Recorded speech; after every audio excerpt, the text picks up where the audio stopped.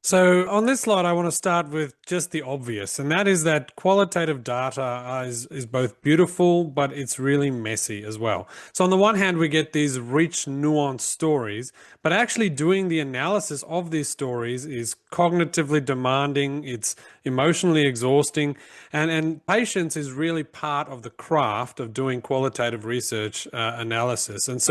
But so is reflexivity and rigor as well.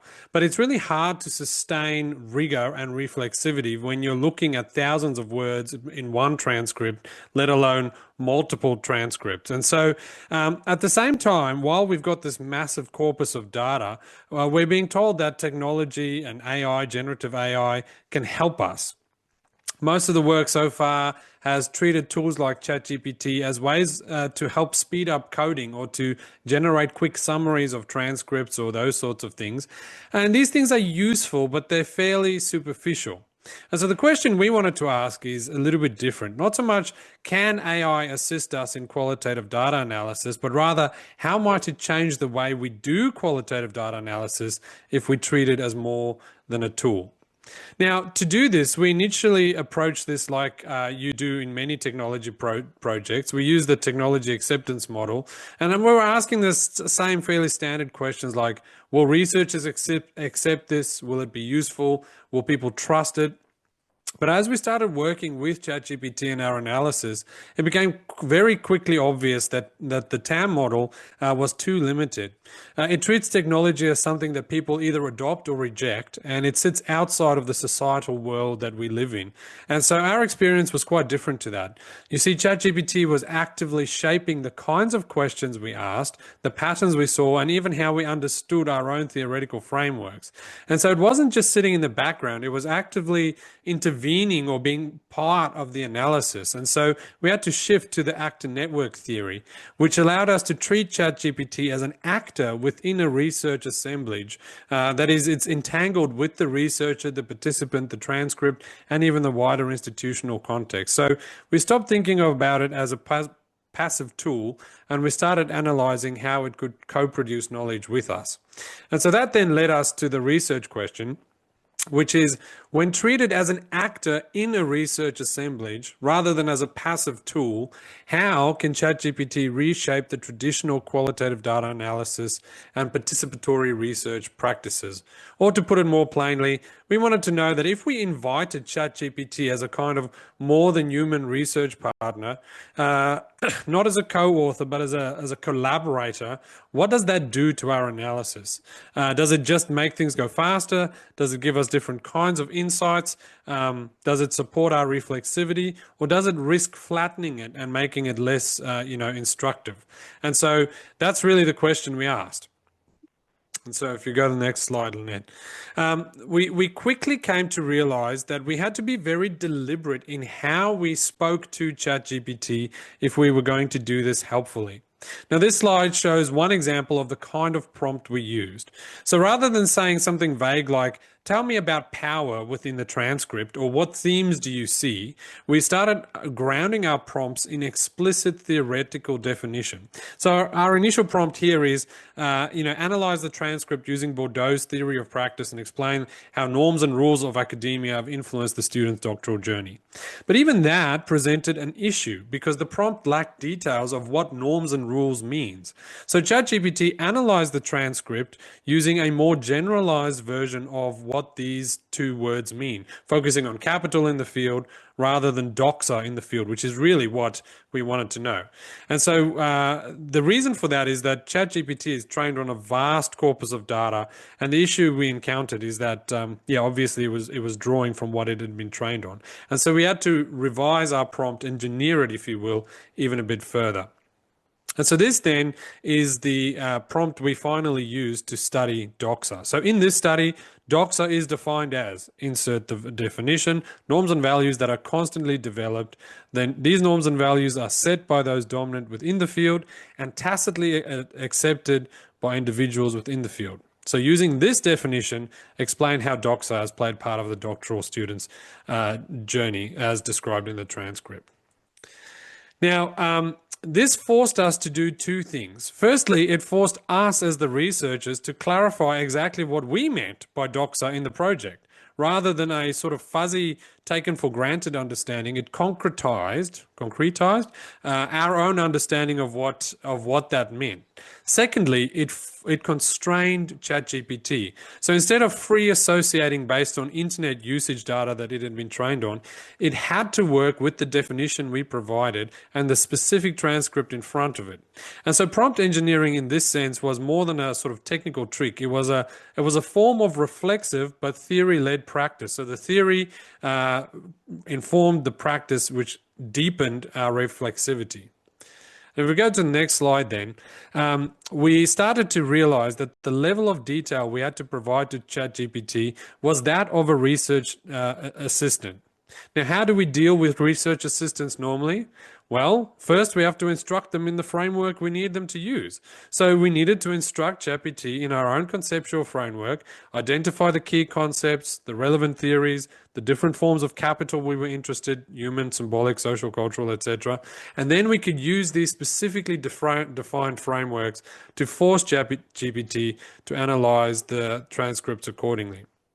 And so what do these research assistant type prompts look like?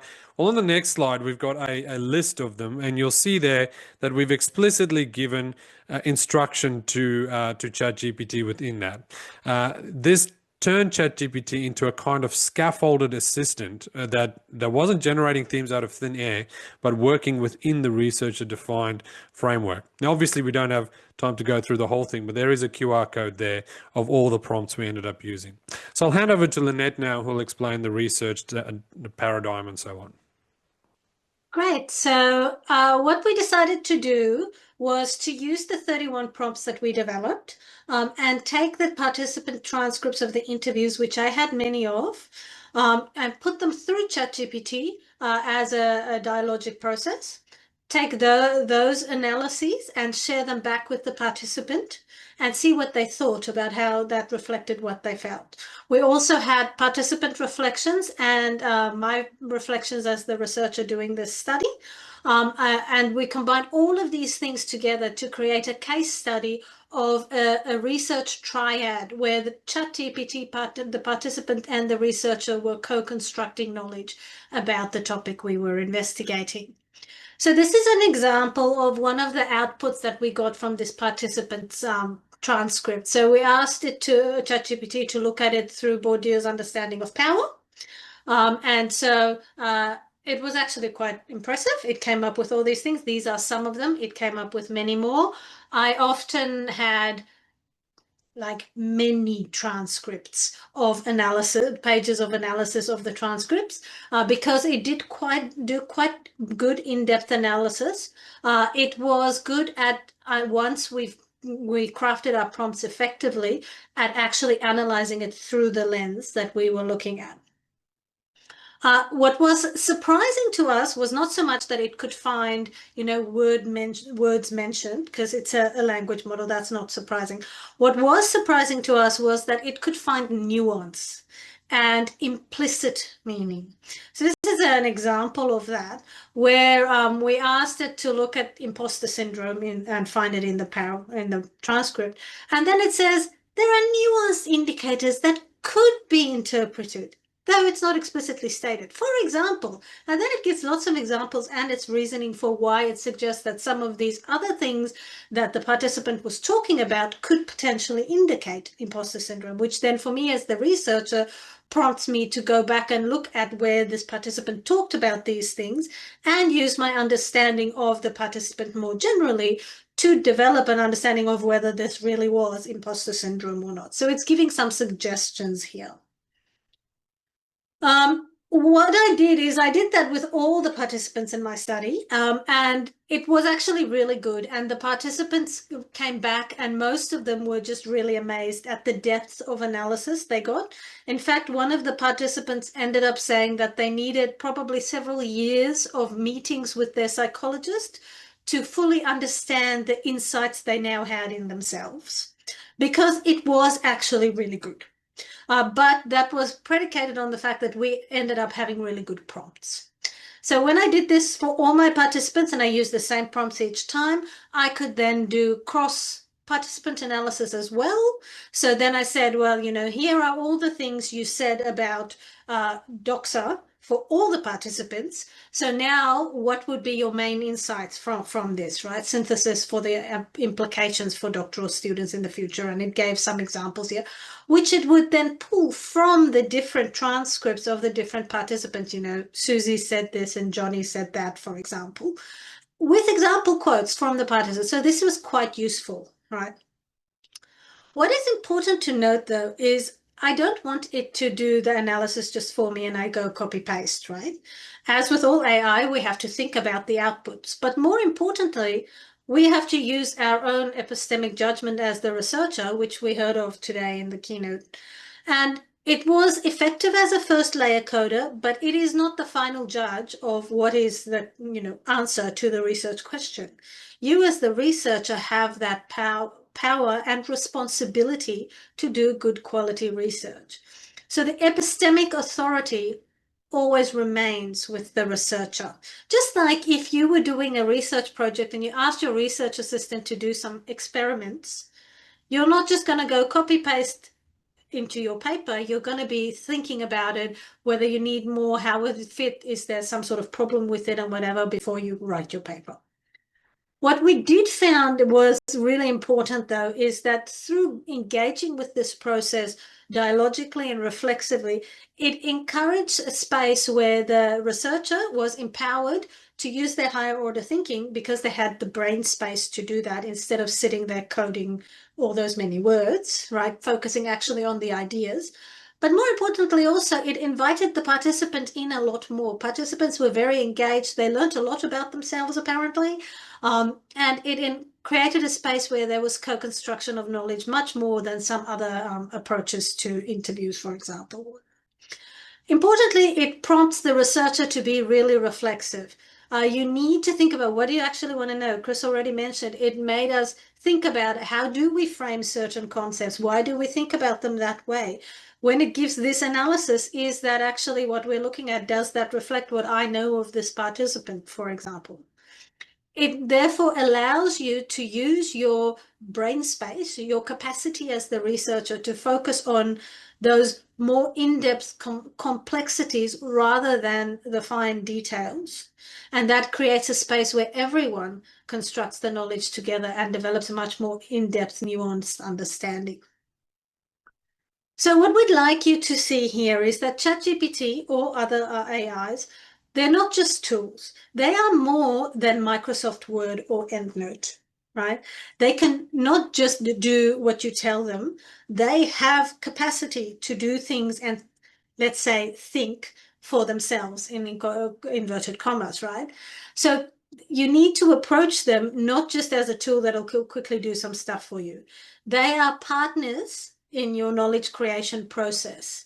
But that does not replace your human interpretation, your epistemic authority as the researcher. What it means is if when you do something like this, it encourages you to be a more reflexive researcher, someone who critically analyzes your ideas, participants' ideas, the role of the technology and all these various actors in your network, as well as all the biases and the positioning shaping knowledge. Because we all know, for example, that AI is trained on predominantly Western knowledge. So does it perpetuate bias that's not reflective of non-Western backgrounds, for example? All of these sorts of thinking help you to become a more reflexive, more high quality and nuanced researcher. And as I said before, our paper has been published. It was just published 2 weeks ago. So you are welcome to go and read there and see the many examples that we have given you of what it did, how that made us think about things in certain ways, and what that then prompted us to do afterwards. So on this slide, I want to start with just the obvious, and that is that qualitative data is both beautiful, but it's really messy.